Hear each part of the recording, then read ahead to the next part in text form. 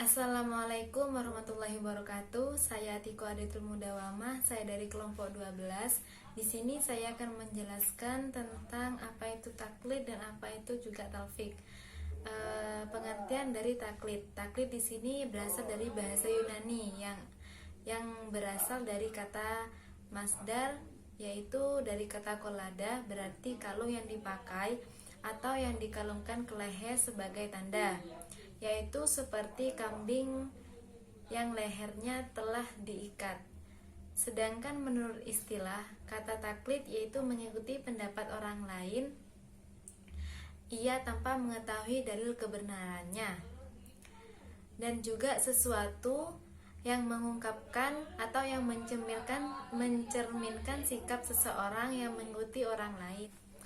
Jadi, taklid di sini ialah seseorang mengikuti pendapat orang lain, akan tetapi orang tersebut tidak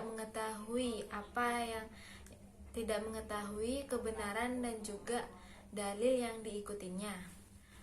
Hukum taklid di sini dibagi menjadi dua, yaitu yang pertama hukum taklid dalam akidah, yang berarti seperti mengetahui Allah dan juga sifat-sifatnya, akhlak, dalil kenabian Allah apa saja yang diketahui dalam agama, baik itu dalam muamalah atau ibadah, dan juga dalam perbuatan sanksi-sanksi yang diharamkan. Sedangkan yang kedua ialah menurut para ulama sepakat dalam masalah kewajiban mengetahui Allah, apa saja yang diperbolehkan dan apa saja yang tidak diperbolehkan.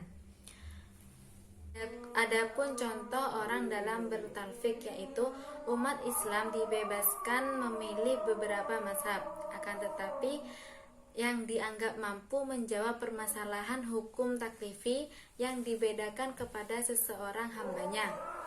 Yang pertama ialah contoh dalam masalah berwudu. Ada seseorang yang mengikuti Imam Syafi'i dengan mengusap bagian kepala, lalu ia menyentuh perempuan yang bukan mahramnya, akan tetapi dia langsung melakukan pekerjaan sholat, tidak melakukan wudhu kembali, karena dia mengikuti anjuran dari Imam Hanafi. Dalam hal ini, orang tersebut ialah melakukan talfik. Dengan adanya gabungan dari dua mazhab tersebut, yaitu dari itu perbuatan talfik. Kenapa? Karena menggabungkan dua mazhab, yaitu dari mazhab Imam Syafi'i dan Imam Hanafi. Dalam Imam Syafi'i tidak memperbolehkan dalam berwudu menyentuh seorang wanita yang bukan mahramnya, sedangkan dalam Imam Hanafi memperbolehkan hal tersebut. Maka hal ini ialah orang tersebut bertalfik. Hal tersebut yaitu mencampurkan dua pendapat yang akan memunculkan pendapat yang baru. Contoh yang kedua ialah sama halnya dengan berwudu. Seseorang melakukan wudu mengusap bagian kepala yang mengikuti Imam Syafi'i, sedangkan orang tersebut langsung menyentuh anjing. Menurut pendapat Imam Syafi'i, anjing itu ialah najis, sedangkan orang tersebut mengikuti anjuran dari Imam Maliki kalau anjing tersebut ialah suci. Akan tetapi dari keduanya itu membatalkan, sebab menurut Imam Maliki cara berwudu bukan mengusap bagian kepala, yaitu mengusap seluruh bagian kepala. Hal ini dinamakan talfik karena mencampurkan dua pendapat dan memunculkan pendapat yang baru. Yang ketiga yaitu dalam sebuah pernikahan. Ada seorang laki-laki yang menikahi seorang perempuan. Dia mengikuti mazhab Imam Hanafi yang tanpa wali itu pernikahannya sah. Akan tetapi setelah beberapa bulan kemudian, seseorang laki-laki tersebut mengikuti Imam Syafi'i jika melakukan talak dengan satu ucapan, maka ucapan tersebut ialah sah atau talak 3. Maka Hal ini mengikuti anjuran Imam Hanafi, yaitu talak 3 yang mengharamkan rujuk kembali dengan si istri. Setelah beberapa bulan kemudian, maka pendapat tersebut ialah bertentangan. Maka hal tersebut yaitu bertentangan dari satu mazhab dengan mazhab yang lainnya akan menimbulkan mazhab yang baru atau menimbulkan pendapat yang baru. Baik, taklid dan talfik merupakan dua keadaan yang menarik, yaitu untuk mencermati dalam konteks pelaksanaan ajaran agama, terutama dalam bidang fikih.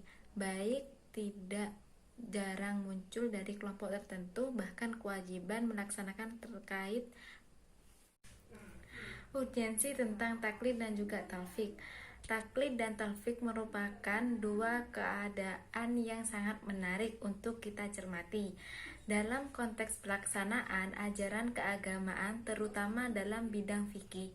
Bahkan tidak jarang munculnya dari kelompok tertentu bahwa kewajiban melaksanakan terkait hanya pada 4 mazhab, yaitu diantaranya ada mazhab Imam Maliki, mazhab Imam Hanafi, mazhab Imam Syafi'i.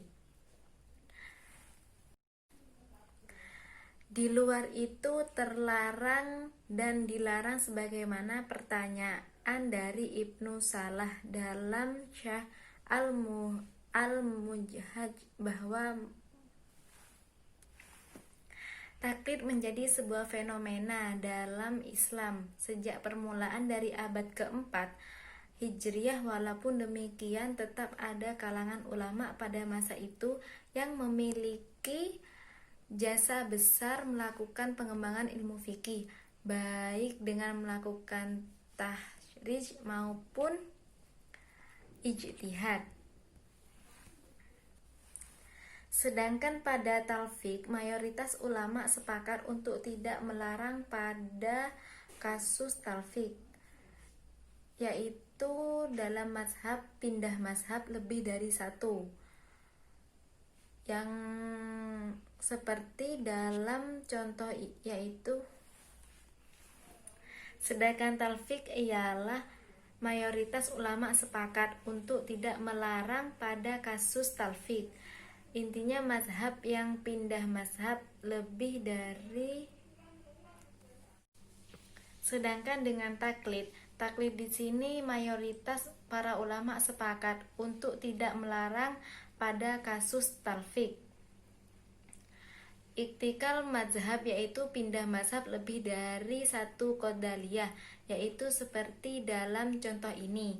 Muhammad ikut para Hanafi dalam ibadah mengikuti Syafi'i. Justru praktek yang dilakukan kebanyakan umat Islam terformal pada jenis pindah materi ini. Alasannya paling sederhana yang dijumpai untuk melarang talfik jenis ini karena tidak ada penjelasan yang sahih terkait pelarangan ini. Adapun beberapa pendapat ulama yang memperbolehkan itu bertalfik. Yang pertama yaitu pendapat dari Hanafiyah. Dalam hadisnya yang berarti dikatakan oleh Kamal bin Himan dan muridnya Amir al-Hajj dalam tahrij dari penjelasan sesungguhnya seseorang bermuqallid, orang yang bertaklid, dia diberikan kebebasan untuk mengikuti siapa saja dan orang-orang dalam setiap pelaksanaan ketika bertaklid tersebut.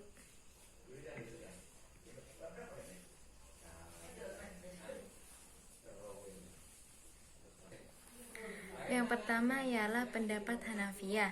Dalam hadisnya yang berarti dikatakan oleh Kamal bin Himan dan muridnya Amir al-Hajj dalam tahrir dan penjelasannya, yaitu sesungguhnya seorang Hajj Sesungguhnya seseorang mukallid, orang yang bertaklid, diberi kebebasan untuk mengikuti siapa saja orang awam dalam setiap perkara ketika bertaklid terhadap perkataan mujtahid, orang yang berijtihad.